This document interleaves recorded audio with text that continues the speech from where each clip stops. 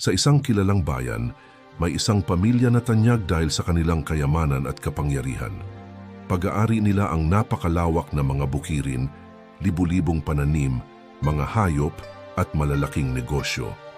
Ngunit sa likod ng kanilang marangyang buhay, may isang anak na lumaki sa lungkot at hirap. 3 silang magkakapatid. Ang panganay ay si Miguel, sunod si Soledad, at ang bunsong anak na si Victor. Mula pagkabata, hindi naging mabuti ang kanilang ama kay Victor. Sinisisi kasi nito ang bunso sa maagang pagkawala ng kanilang ina. Habang sina Miguel at Soledad ay nasusunod sa lahat ng gusto nila, si Victor naman ang nagtatrabaho sa ilalim ng mainit na araw sa kanilang bukirin. Ngunit kahit ganoon ang kanyang buhay, hindi kailanman nagtanim ng galit si Victor sa kanyang ama. Isang araw, habang naglalakad ang ama papunta sa kanyang kabayo, galit na galit itong nakikipag-usap sa telepono tungkol sa perang pambayad. Bigla na lamang siyang napahawak sa dibdib at bumagsak. Matapos ang atake sa puso, hindi na siya nakapagsalita ng maayos at hindi na rin makakilos ng normal. At sa kabila ng lahat, si Victor pa rin ang nag-alaga sa kanya.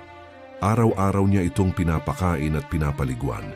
Itinutulak niya ang wheelchair nito sa kanilang taniman.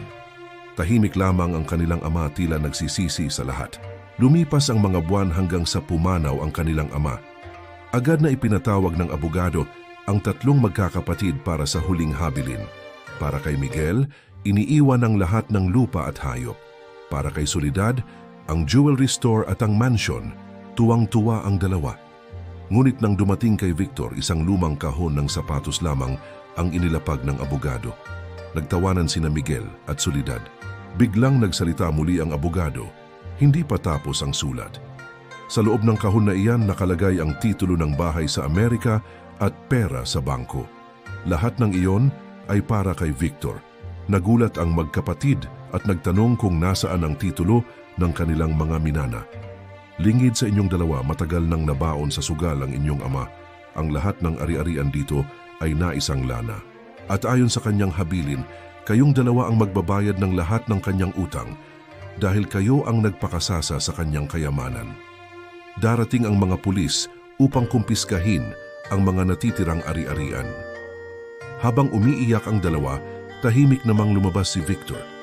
Ilang oras lamang nasa airport na siya, papalipad patungong Amerika para sa isang tahimik at payapang pamumuhay.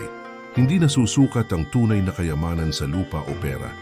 Minsan, ang taong inaakala nating walang halaga, siya pa palang may pinakamalinis na puso.